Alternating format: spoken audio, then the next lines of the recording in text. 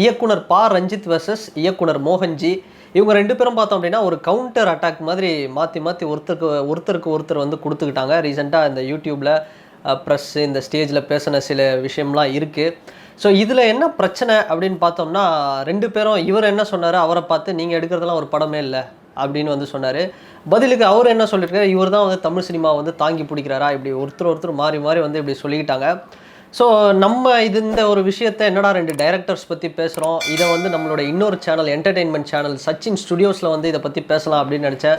ஆனா இவங்க 2 பேருக்கு பின்னாடி வந்து ஒரு பெரிய அரசியல் ஒண்ணு இருக்கு.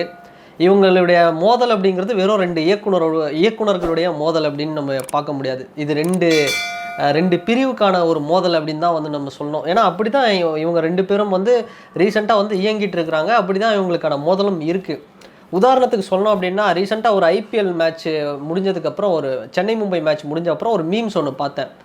நீல சட்டக்காரனும், மஞ்ச சட்டக்காரனும் வந்து பார்த்தோம்னா டாமினேஷன் பண்றாங்க 2 பேரும் சேர்ந்து. ஐபிஎல்ல வேற யாராலயுமே ஜெயிக்க முடியல. கருப்பு சட்டையாலயும் சரி, இல்ல சிவப்பு சட்டை யாருமே கிட்ட கூட நெருங்க முடியல. அந்த மாதிரி அரசியல் களத்திலும் வந்து நீல சட்டக்காரனும், மஞ்ச சட்டக்காரனும் ஒண்ணு சேர்ந்தானா, இவங்க 2 பேரோட ஒற்றுமை இருந்ததுன்னா, யாராலயும் இவங்கள ஒண்ணுமே பண்ண முடியாது அப்படின்னு ஒரு மீம்ஸ் ஒண்ணு வந்திருந்தது. ரொம்ப நல்லா இருந்தது அந்த மீம்ஸ். இன்னும் வந்து ஓப்பனா சொல்லணும் அப்படின்னா 2 பேரும் இருக்கிற அந்த டீம் அப்படின்னு பார்த்தோம்னா, பா ரஞ்சித் அவர்கள் டீம் ப்ளூ அண்ட் மோகன்ஜி அவர்கள் டீம் எல்லோ. இப்படி தான் சொல்லணும். ஏன்னா விடுதலை சிறுத்தைகள் கட்சிக்கும் பாட்டாளி மக்கள் கட்சிக்குமான ஒரு மோதல் தான் இது. திருமாவளவன் அவர்கள் வெர்சஸ் அன்புமணி ராமதாஸ் அவர்கள். இந்த 2 தான் இவங்க 2 பேரும் நிக்கிற இடம் அப்படிங்கிறது இது 2 தான். இடதுசாரிகள் இப்படி வச்சுக்கலாம். இடதுசாரி அரசியல், வலதுசாரி அரசியல். இந்த 2 பேருக்குமான நடக்கிற இந்த மோதல் அப்படிங்கிறது நம்ம இப்படி தான் பார்க்கணும். விஷயம் இந்த 2 பேருக்கான மோதல் அப்படிங்கிறது தொடர்ந்து நடந்துகிட்டு தான் இருக்கு. ரீசெண்டா இது வந்து இவ்வளோ பெரிய பிரச்சனை ஆகிறதுக்கு காரணம் என்ன அப்படின்னு பார்க்கறதுக்கு முன்னாடி இந்த இடத்துல நான் ஒரு டிஸ்க்ளைமர் வந்து போட விரும்புகிறேன். அது என்ன அப்படின்னா, இந்த வீடியோவில் இயக்குனர் பா ரஞ்சித்தை வந்து அப்படியே தூக்கி பிடிச்சி, இல்லை இயக்குனர் மோகன்ஜி அவர்களை வந்து அப்படியே பெருமையாக வந்து பேசி, அவங்க 2 பேரையும் வந்து இவர் தான் கரெக்டு, அவர் தான் சரி, இவர் தான் தப்பு அப்படிங்கிறதுக்காக நான் பேச விரும்பலை. இவனுக்கு வந்து இவர் தாண்டா பிடிக்கும், இல்லை இவனுக்கு வந்து அவர் தாண்டா பிடிக்கும், இவன் வந்து பொட்டு வச்சிருக்கிறான், இவன் வந்து மோகன்ஜிக்கு தான் சப்போர்ட் பண்ணுறான், இவன் வந்து தொடர்ந்து வீடியோவில் வந்து அம்பேத்கர் பற்றி பேசுகிறான், அப்போ இவன் வந்து பா ரஞ்சித் அவர்களுக்கு தான் வந்து சப்போர்ட் பண்ணுவான். இந்த ஒரு கன்க்ளூஷனுக்கே வந்து யாரும் வந்துடாதீங்க.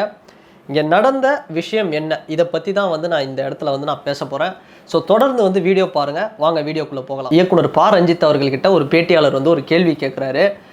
நீங்கள் எடுத்த இந்த காலா கபாலி இது மாதிரியான படங்களில் பேசப்பட்ட அந்த அரசியல் அப்படிங்கிறது ரஜினிகாந்த் அவர்களுக்கு புரிஞ்சுதா இல்லையா அப்படிங்கிற மாதிரி வந்து ஒரு நக்கலாக ஒரு நகைச்சுவையாக வந்து கேட்டார். அதுக்கு பா ரஞ்சித் அவர்கள் வந்து பெருசாக எந்த ஒரு விமர்சனமும் பெருசாக வந்து சொல்லலை. ஆனால் தண்ணி எடுத்து குடிச்சிட்டு அவரும் வந்து சிரித்தார். ஸோ இதுதான் வந்து ஒரு பெரிய ஒரு சர்ச்சையை வந்து கிளப்புச்சு. ஒரு பக்கம் மோகன்ஜி அவர்கள் என்ன சொன்னார், நன்றியை மறந்துட்டார் பா ரஞ்சித் அவர்கள் அப்படின்னு வந்து சொன்னார். இன்னொரு பக்கம் நன்றி கெட்ட பா ரஞ்சித் அப்படின்னு வந்து ரஜினிகாந்த் அவர்களுடைய ரசிகர்கள் என்ன பண்ணாங்க, ட்விட்டர் அந்த எக்ஸ் வலைத்தளத்தில் வந்து பெரிய அளவில் வந்து ட்ரெண்ட் பண்ணாங்க. இந்த இடத்துல தான் இந்த பிரச்சனை அப்படிங்கிறது பெரிய அளவில் வந்து ஸ்டார்ட் ஆச்சு. இந்த ஒரு பிரச்சனைக்கு பதில் அளிக்கிற விதமாக மோகன்ஜி அவர்கள் என்ன சொன்னார் அப்படின்னா, சூப்பர் ஸ்டார் இல்லைன்னா பா ரஞ்சித் வந்து இவ்வளோ பெரிய டைரக்டர் ஆகியிருக்க முடியாது, அவர் இந்த பொசிஷனுக்கு வந்திருக்க முடியாது அப்படின்னு சொன்னார். இது வந்து என்னோட ஒப்பீனியனில் நான் சொல்லணும் அப்படின்னா, ஒரு டைரக்டராக மோகன்ஜி அவர்கள் சொன்ன இந்த கருத்து அப்படிங்கிறது இது எப்படி அவர் சொன்னாருன்னு தெரியல. ஏன்னா மோகன்ஜி அவர்களும் சரி, பா ரஞ்சித் அவர்களும் சரி 2 பேருமே வந்து வேர்ல்டு சினிமா பார்க்குறாங்க, நிறைய இன்ஸ்பிரேஷன். அப்போது இந்த இடத்துல ஒரு சூப்பர் ஸ்டாரோ இல்லை எவ்வளோ பெரிய ஆக்டராக இருந்தாலும், அமீர் கானே வராரு, இல்லை அதை விட ஷாருக் கானே வராருனாலும் அந்த இடத்துல வந்து ஒரு டைரக்டர் தான் வந்து ஃபஸ்ட்டு, அவங்க தான் வந்து கேப்டன் ஆஃப் த ஷிப்பு.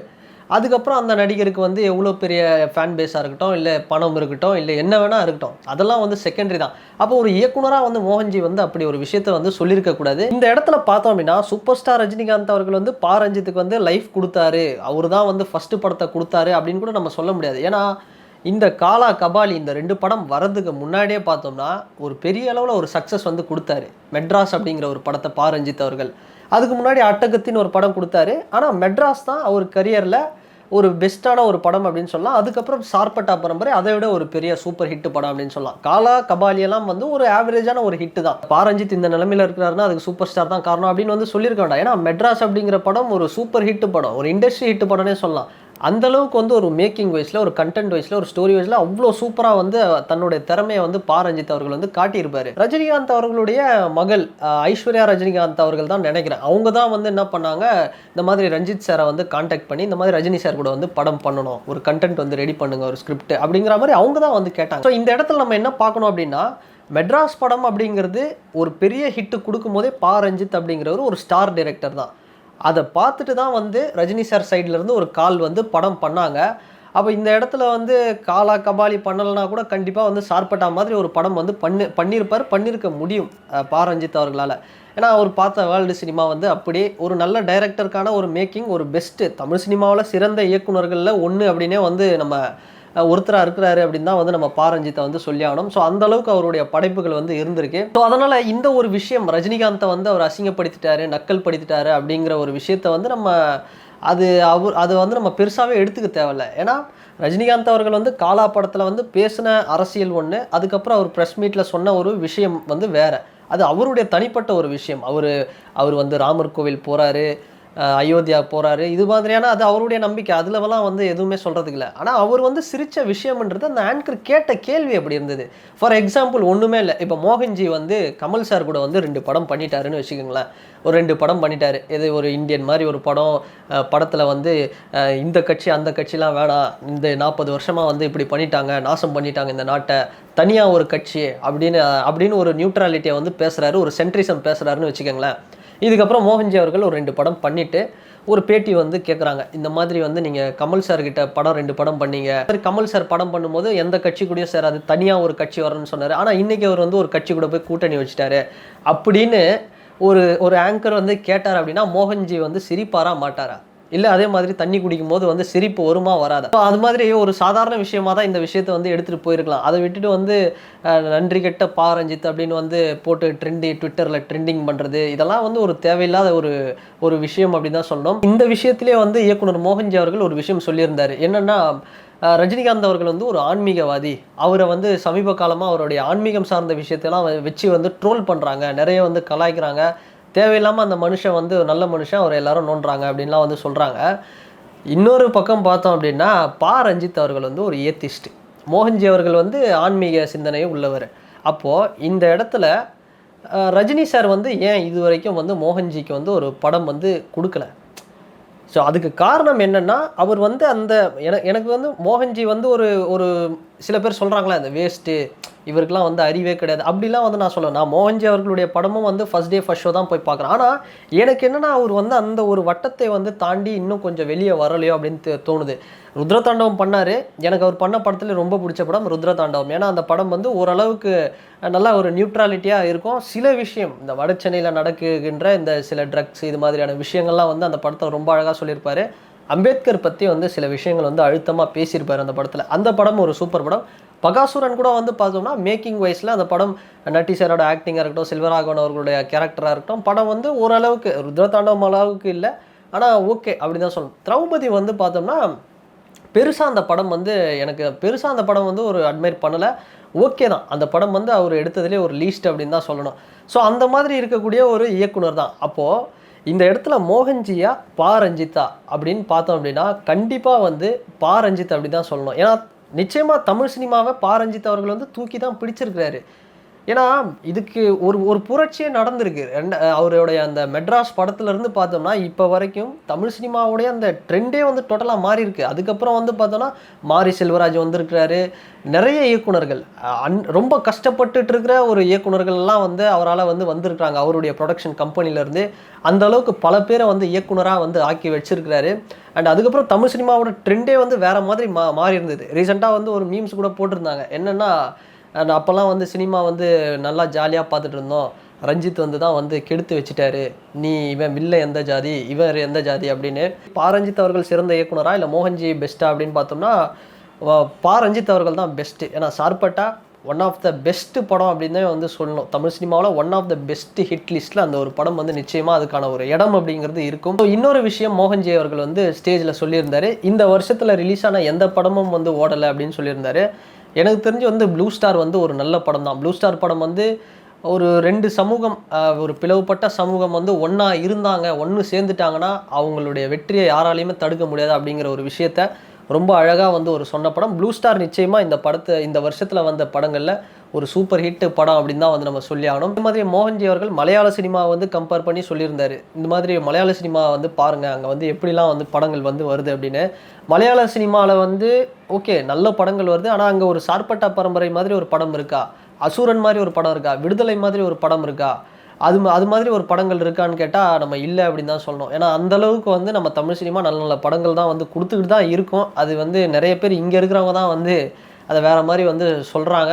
குறிப்பாக வந்து இப்போ இந்த சோஷியல் மீடியாவில் சில பேர் போட்டுட்ருக்காங்க. ஸோ அதனால் அதுக்கு வந்து நம்ம தனியாக வந்து இன்னொரு வீடியோ வந்து நம்மளோட இன்னொரு சேனலில் வந்து போடுவோம். அண்டு இப்போ வந்து இந்த கான்டெக்ஸ்ட் அரசியலில் வந்து நம்ம வருவோம். ரஞ்சித் அவர்கள் வந்து அவர் பேசுறது ரியலில் புத்திசம், பௌத்தம், புத்தருடைய கொள்கை இதெல்லாம் வந்து பேசுகிறாரு. ஆனால் அவருடைய படத்தில் பார்த்தோம் அப்படின்னா அவர் வைக்கிறது எல்லாமே கிறிஸ்டியானிட்டியை இம்ப்ளிமெண்ட் பண்ணுற மாதிரி கிறிஸ்துவ மதத்தை பற்றி தான் வந்து காட்டுறாரு அப்படின்னு சொல்லியிருந்தாரு.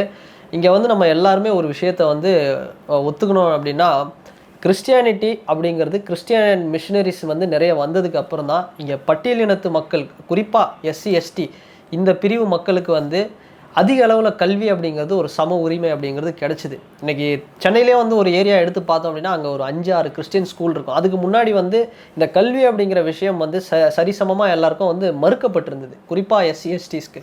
ஆனால் கிறிஸ்டியன் மிஷினரிஸு, கிறிஸ்டியன் ஸ்கூல்ஸ் எல்லாம் வந்ததுக்கப்புறம் தான் ஓரளவுக்கு வந்து ஒரு சரிசமமான ஒரு கல்விங்கிறது எல்லாருக்குமே கிடச்சிது. அதனால் ரஞ்சித் அவர்களுடைய படங்களில் ஒரு ப்ரொடக்ஷனில் வர படங்கள்லாம் வந்து கிறிஸ்டியானிட்டியை நிறைய இடங்களில் காட்டுறாங்க அப்படின்னா, அந்த மக்கள் வந்து இப்போ ஃபார் எக்ஸாம்பிள் தமிழ்நாட்டிலே வந்து எத்தனையோ கோவில்களில் இன்னமும் வந்து இப்போ பட்டியலினத்து சமூக மக்கள் வந்து உள்ளே வரக்கூடாது அப்படிங்கிற ஒரு சில விஷயம்லாம் வந்து இருக்குது. இது உங்கள் கோவில், இது உங்கள் கோவில், நீங்கள் இங்கே இருக்கணும், அங்கே இருக்கணும், இது மாதிரியான விஷயங்கள் நடக்குது. அதில் வந்து அரசியல் ஆதாயத்துக்கு நிறைய பேர் பண்ணுறாங்க. இது மாதிரியான விமர்சனம், பாசிட்டிவ்ஸ், நெகட்டிவ்ஸ் நிறைய வந்து இருக்குது. அதை வந்து செகண்டரியாக விட்டுருவோம். ஃபார் எக்ஸாம்பிளுக்கு நம்ம இப்போ இந்த கரண்ட் இதுலேயே வந்து நம்ம கோவில்களை எடுத்துக்கிட்டோம் அப்படின்னா அனைத்து சாதியினரும் அர்ச்சகர் ஆகலாம்.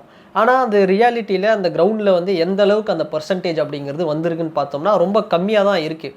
அப்போது அதுக்கு காரணம் என்னென்னா, இன்னும் ஒரு டிஸ்கிரிமினேஷனை ஃபேஸ் பண்ணிட்டு தான் இருக்காங்க. அனைத்து சாதியினரும் அர்ச்சகர் ஆகலாம் அப்படின்னு ஒரு விஷயம் இருந்தாலும் கூட அங்கே வந்து ஒரு டிஸ்கிரிமினேஷன், அதாவது இப்போ வந்து சில பேர் வந்து வெஜிடேரியனாக இருந்தாலும் இதுக்கு முன்னாடி நான்வெஜ் சாப்பிட்ருப்பாங்களே, ஸோ அப்போ அவங்கள வந்து கொஞ்சம் டிஸ்டன்ஸ் வந்து மெயின்டைன் பண்ணணும், அவங்ககிட்ட ஒரு டிஸ்கிரிமினேஷன் காட்டணும் அப்படின்னு வந்து ஒரு சில விஷயம் வந்து இருக்குது. நம்ம இல்லைன்னே சொல்ல முடியாது.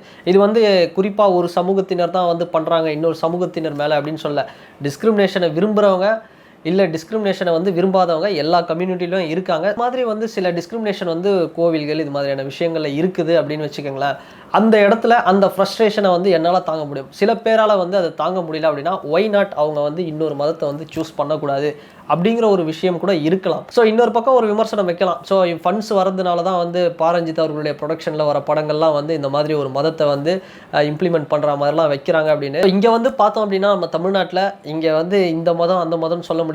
ஒரு நடிகர் ஜோசப் விஜய் அப்படின்னு நம்ம எடுத்துக்கிட்டோம் அப்படின்னா அவர் வந்து ஒரு கிறிஸ்டினாகவும் இருப்பார், அவர் கிறிஸ்டின் கோவிலுக்கும் போவார், திடீர்னு பார்த்தா ஒரு சாய்பாபா கோவில் கட்டுறாரு.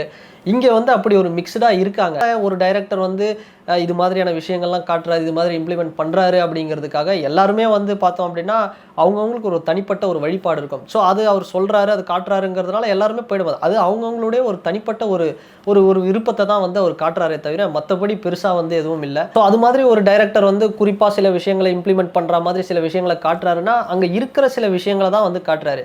ஸோ ஃபார் எக்ஸாம்பிள் அதுதான், நான் அந்த ஃப்ரஸ்ட்ரேஷனை வந்து தாங்கலாம், சில பேர் வந்து தாங்க முடியாது. அவங்க வந்து அந்த வேறு ஒரு கன்வெர்ட் பண்ணி வேறு ஒரு விஷயத்தை ஃபாலோ பண்ணுறாங்க அப்படின்னா அது வந்து அவங்களுடைய அது ஒரு தனிப்பட்ட ஒரு சாய்ஸ் தான். கேப்டன் மில்லர் அப்படிங்கிற ஒரு படத்தை எடுத்துக்கிட்டோம்னா கடவுள் அப்படிங்கிற ஒரு விஷயம் வந்து ஒரு சாராருக்கு வந்து மறுக்கப்பட்டு இன்னொரு சாரார் வந்து அவங்க வந்து கையிலே வச்சிட்டு இருக்காங்க. அந்த உரிமைகள் வந்து அவங்களுக்கு வந்து அலோவ் பண்ண மாட்டாங்க. இது மாதிரியான விஷயங்கள்லாம் நடக்குது. ஸோ அது மாதிரியான ஒரு படங்களும் வந்து இருக்குது. ஸோ இங்கே என்னென்னா மோகன்ஜி அவர்கள் வந்து ஆன்மீக படங்கள் வந்து நிறைய வந்து முன்ன மாதிரி வந்து வரதில்லை அப்படின்னு சொல்கிறாரு. ஸோ நீங்கள் எடுக்கலாம், ஒரு பெட்டராக ஒரு படம் எடுக்கலாம். ஏன்னா இப்போ காந்தாராவில் பார்த்தோம் அப்படின்னா காந்தாரா ஒரு நல்ல ஒரு படம், ஒரு தெய்வ நம்பிக்கையை வந்து பேஸ் பண்ண ஒரு படம். ஸோ நீங்களும் வந்து எனக்கு என்னென்னா மோகன்ஜி வந்து ஒரு நல்ல ஒரு ஸ்டைல் அவர்கிட்ட இருக்குது. அவர் வந்து அந்த ஒரு வட்டத்தை வந்து தாண்டி வெளியே வந்து ஒரு காந்தாரா மாதிரி ஒரு படம் வந்து பண்ணார் அப்படின்னா ஸோ நல்லாயிருக்கும். இவங்க 2 பேர் பின்னாடியும் வந்து அரசியல் வந்து ஒரு இடது விசஸ் வலது இந்த அரசியல் வந்து நடந்துக்கிட்டு இருக்கு. ஸோ எனக்கு என்ன அப்படின்னா இந்த முன்னாடி ஒரு ஐபிஎல் மீம் சொன்ன மாதிரி தான், மஞ்சள் சட்டக்காரனும் நீல சட்டக்காரனும் சேர்ந்துட்டாங்க அப்படின்னா இங்கே நிறைய பிரச்சனைகள் வந்து இருக்காது. ஸோ இதுக்கு முன்னாடியே நிறைய சம்பவங்கள் வந்து வரலாறு இருக்குது தமிழக அரசியலில். விடுதலை சிறுத்தைகள் கட்சி தலைவர் வந்து திருமாவளவன் அவர்களும், பாட்டாளி மக்கள் கட்சி தலைவர் வந்து ராமதாஸ் ஐயா அவர்களும், அன்புமணி ஐயா அவர்களும் வந்து பார்த்தோம்னா ஒரே ஸ்டேஜில் உட்காந்து ஒரே கூட்டணியிலாம் இருந்திருக்கிறாங்க. அதுக்கப்புறம் வந்து அவங்க வந்து பிரிஞ்சிருக்கிறாங்க. ஸோ சில விஷயங்கள் வந்து நடந்திருக்கு. நிறைய பிரச்சனைகள் வந்து ரெண்டு குரூப்ஸ்குள்ளேயும் 2 பார்ட்டிக்குள்ளேயும் வந்து வந்திருக்கு. ஸோ அதனால் வந்து இது வந்து மாறணும் அப்படின்னா முன்னாடி அந்த ஐபிஎல் மீம் சொன்ன மாதிரி தான், இந்த மஞ்சள் சட்டக்காரனும் சட்டக்காரனும் ஒன்று சேர்ந்தாங்க அப்படின்னா இவங்களை வந்து யாரும் பிரிக்க முடியாது அப்படின்னு. ஸோ ஒரு ஆரோக்கியமான ஒரு அரசியல், இந்த பிரச்சனைகள்லாம் தீரணும் அப்படின்னா வேறு வழியே இல்லை. 2026 வந்து ஒரு ஒரு தேர்ட் அலையன்ஸ் வந்து ஃபார்ம் பண்ணாங்க. பாட்டாளி மக்களும் விடுதலை சிறுத்தைகளும் வந்து ஃபார்ம் பண்ணி அவங்களுக்குள்ளே இருந்து, ஸோ அவங்க 2 பேரும் சேர்ந்து ஒரு விஜய் மாதிரி ஒருத்தர் கூட வந்து ஒரு கூட்டணி வச்சு இது மாதிரி ஏதாவது இவங்க 2 பேரும் ஒன்று சேர்ந்தாங்கன்னா தான் நிறைய பிரச்சனைகள் வந்து சால்வ் ஆகுமே தவிர, இல்லைனா கடைசி வரைக்கும் வந்து பிரச்சனை போயிட்டே தான் இருக்கும். ஸோ இதுக்கு முன்னாடி கூட நம்ம வந்து தமிழக அரசியலில் பார்த்துருக்கோம். கலிய பெருமாள் அவர்கள் வந்து எத்தனையோ விஷயங்கள், தீண்டாமை போன்ற விஷயங்கள்லாம் வந்து ஒழிச்சிருக்கிறாரு. அந்தளவுக்கு வந்து ஒரு ராமதாஸ் ஐயா அவர்கள் கூட வந்து பயணிச்சிருக்கிறாரு. நிறைய வந்து விஷயங்கள் வந்து பட்டியலினத்து சமூக மக்கள் வந்து நல்லபடியாக வந்து நல்ல ஒரு வாழ்வாதாரம் வந்து கிடைக்கணும்னு வந்து பல விஷயங்கள் வந்து பண்ணியிருக்கிறாரு. அந்த மாதிரி வந்து திரும்ப ஒரு மேஜிக் கிரியேட் ஆகணும் அப்படின்னா இந்த நீல சட்டையும் மஞ்சள் சட்டையும் வந்து ஒன்று சேர்ந்தால் மட்டும்தான் நடக்கும். ஸோ சினிமா பொறுத்த வரைக்கும் பார்த்தோம் அப்படின்னா எல்லாருக்குமே ஒரு டார்கெட் இருக்குது. மோகன்ஜி அவர்களுக்கும் வந்து ஒரு டார்கெட் இருக்குது, ரஞ்சித் அவர்களுக்கும் வந்து ஒரு டார்கெட் அப்படிங்கிறது இருக்குது. ஸோ அம்பேத்கர் பற்றி பேசினா ஸோ ஒரு சிலரை வந்து அப்படியே வந்து இது பண்ணணும், அப்படியே வந்து அழுத்தணும், அவங்களுக்கு வந்து பெருசாக வந்து ஃபண்ட்ஸ் எதுவும் போகக்கூடாது, இது மாதிரியான விஷயங்கள்லாம் இருக்குது. அம்பேத்கர் பற்றி பேசுகிறாங்க, தலித் அரசியல் பற்றி பேசுகிறாங்க, பட்டியலினத்து சமூக மக்களுடைய வழிகளை பற்றி பேசுகிறாங்கன்னா அவங்களுக்கு வந்து வாய்ப்பு, அவங்கள வந்து இந்த படத்தில் வந்து தூக்கணும், இது மாதிரி வந்து நிறைய விஷயங்கள் இருக்குது. ஏன்னாலே அதுதான் இந்த 2 இயக்குநர்களுக்கு பின்னாடி இருக்கிற ஒரு அரசியல் அப்படிங்கிறது இது வந்து ஒரு ரொம்ப பெருசு. ஸோ அதனால் வந்து இதுக்கு ஒரு எண்டு வந்து இவங்களுக்கு பின்னாடி இருக்கிற அரசியல் அந்த பின்னணி தான் வந்து அவங்க தான் வந்து ஒரு முடிவெடுத்து ஏதாவது ஒன்று பண்ணணும். அண்டு ரஞ்சித் அவர் வந்து பேசுகிற சில விஷயம் வந்து எனக்கு தெரிஞ்சு நான் எல்லா விஷயத்தையும் அவர் பேசுகிறது வந்து நான் சரின்னு சொல்ல மாட்டேன். அவர் 100 விஷயம் பேசுகிறாரு அப்படின்னா அதில் 90 தான் வந்து எனக்கு ஏற்புடையதாக இருக்கும். ஸோ வந்து வேறு மாதிரி பேசியிருக்கலாமோ அப்படி கூட வந்து எனக்கு வந்து தோணும். இந்த ஸ்பீச்லேயே வந்து அவர் சொன்ன ஒரு விஷயம் ரொம்ப ஒரு நல்ல விஷயம். அதாவது நமக்கு மேலே வந்து ஒருத்தன் வந்து நம்மளை அடிமைப்படுத்துகிறான் அப்படிங்கிறது வந்து நமக்கு தெரியாத அளவுக்கு நமக்கு கீழே ஒருத்தனை வந்து அடிமையாக வச்சு அதில் வந்து நம்மளுடைய கேஸ்ட் ப்ரைடை வந்து என்ஜாய் பண்ணுற அளவுக்கு இந்த சிஸ்டம் அப்படிங்கிறது கிரியேட் பண்ண வச்சிருக்கு காலங்காலமாக அப்படிங்கிற ஒரு விஷயத்த சொன்னார். அதை வந்து நம்ம உடைச்சா மட்டும்தான் நமக்குள்ளே வந்து ஒரு ஒற்றுமை இருக்கும். அது வந்து இயக்குனர் மோகன்ஜியாக இருக்கட்டும், இல்லை இயக்குனர் முத்தையாவாக இருக்கட்டும், இல்லை ரஞ்சித் அவர்களாக இருக்கட்டும், இல்லை மாரி செல்வராஜ் அவர்களாக இருக்கட்டும், ஸோ யாராக இருந்தாலும் அந்த ஒரு சிஸ்டத்தை நம்ம உடைச்சா ஒற்றுமை அப்படிங்கிறது நம்மளுக்கு ஆட்டோமேட்டிக்காக வந்து வந்துடும் அப்படிங்கிறத தான் வந்து இந்த வீடியோவில் வந்து நான் திரும்ப சொல்கிறேன். ஃபைனலி இந்த வீடியோ ஸோ 2026 பாட்டாளி மக்கள் விடுதலை சிறுத்தைகள் இவங்க 2 பேரும் வந்து ஒன்றா வந்தாங்க. இந்த 2 திராவிட கட்சிகள்கிட்டையும் வந்து கூட்டணி இல்லாமல் தனியாக வந்து இவங்க ஒரு அலைன்ஸ் ஃபார்ம் பண்ணாங்க அப்படின்னா ஸோ ஒரு பெரிய அளவில் வந்து ஒரு மேஜிக்கை வந்து கிரியேட் பண்ணலாம். ஒரு பெரிய அளவில் வந்து பிரச்சனைகள் நடக்காத அளவுக்கு வந்து ஓரளவுக்கு வந்து கொண்டு போகலாம் அப்படிங்கிறது தான் என்னுடைய கருத்து. அண்ட் இந்த வீடியோ பற்றின உங்களுடைய கருத்து என்ன அப்படிங்கிறத இந்த கமெண்ட் செக்ஷனில் வந்து பதிவிடுங்க. அண்ட் இந்த வீடியோ உங்களுக்கு பிடிச்சிருந்தால் லைக் பண்ணுங்கள், ஷேர் பண்ணுங்கள், கமெண்ட் பண்ணுங்கள், சப்ஸ்கிரைப் பண்ணுங்கள். அண்ட் வேறு ஒரு வீடியோவில் வேறு ஒரு கண்டென்ட்டில் நான் உங்களை பார்க்குறேன். பாய்.